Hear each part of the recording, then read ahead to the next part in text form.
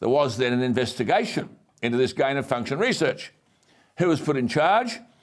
But a bloke called Peter Daszak, D-A-S-Z-A-K, buddies with Fauci. And he thanked Fauci for covering up the Wuhan leak. In fact, Daszak thanked Fauci for pouring cold water on the lab leak theory. Daszak was a member of the World Health Organization team that visited the Wuhan Institute of Virology early last year as part of an investigation into the origin of the virus. Most people call the investigation a whitewash. Daszak wrote to Fauci, and I quote, "I just wanted to say a personal thank you for standing up and saying that the scientific evidence supports a natural origin for COVID-19 from a bat to human, not a lab release from the Wuhan Institute of Virology," unquote. Fauci replied, "Many thanks for your kind note." So Fauci coordinated with one of the Wuhan lab's founders to cover up the very plausible notion that the virus could have come from inside the lab where research was being conducted to make viruses more dangerous to human beings. Fauci had been warned as early as January 31, 2020, by an infectious disease expert, Kirsten G. Anderson, about the possibility that the virus could have leaked from a lab and had been artificially altered, gain of function.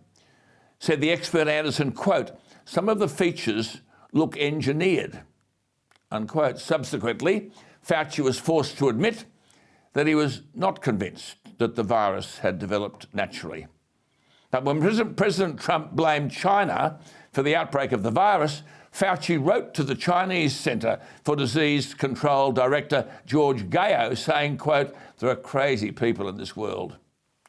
There is overwhelming evidence that this virus escaped from a laboratory.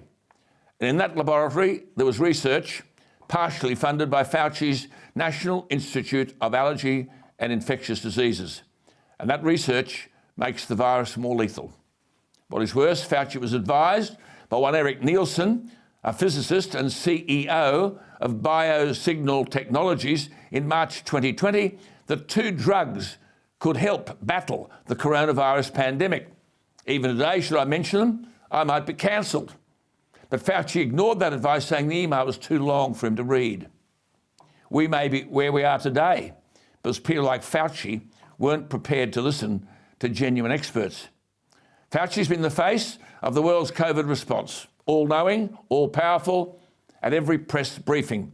But the physician and writer, Dr. Brian Jundepf, a vitreoretinal disease specialist, argued that other adjectives may come to mind for Dr. Anthony Fauci: incompetent, conniving, and dishonest.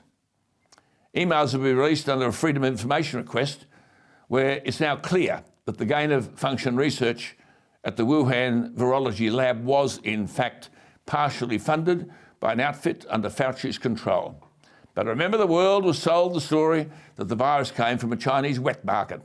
Fauci played ball and denied that it could have been a lab leak. Yet inside that lab, they were manipulating coronaviruses to make them more lethal for human beings. But when in January 2020, Fauci was told of this virus that, quote, "some of the features look potentially engineered," unquote, Fauci said nothing and said that he knew nothing. When Fauci leaves his position as director of the National Institute of Allergy